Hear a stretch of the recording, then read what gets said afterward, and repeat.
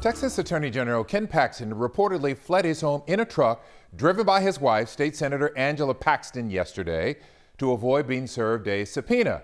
That's according to an affidavit filed in federal court. Paxton, however, says that's not exactly what happened. Our political reporter Gerald Harris live with reaction from Paxton and his Democratic opponent. Gerald? Yeah, a process server was attempting to serve Attorney General Ken Paxton with a subpoena to appear in federal court today. The lawsuit was brought on by a group who want to pay for Texans to get abortions outside of Texas. Attorney General Ken Paxton was expected in federal court Tuesday. He is literally running away from the law. But the appearance didn't happen. An affidavit detailed Paxton fleeing his home after an attempt to try and serve Paxton with a subpoena. Look, he's an attorney. He is the top legal officer of the state of Texas.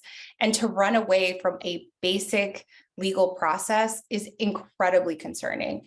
It would almost be comical if it weren't so egregious. Rochelle Garza is the Democratic opponent of Ken Paxton. His office did not respond to an interview request. Paxton is being sued by groups who want to pay for abortions out of state now that abortions are banned in Texas. I know that Texans do not want to see their daughters, their granddaughters die as a result of pregnancy.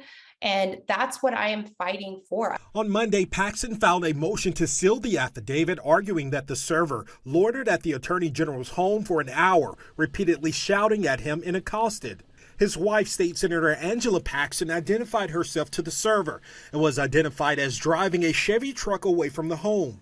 Paxton released a statement in part saying this made-up controversy around serving me a subpoena is nothing more than a shameless stunt from my political opponents. He goes on to say, here are the facts. A strange man came onto my property at home, yelled unintelligibly, and charged toward me. The tone is set from the top, and to have an attorney general who's under indictment themselves, who doesn't believe the law applies to them, to the extent where they're running away from a basic legal process, it's embarrassing.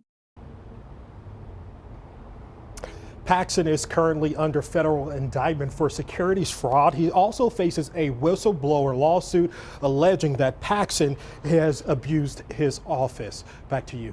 All right, Gerald Harris reporting live. Thank you, Gerald.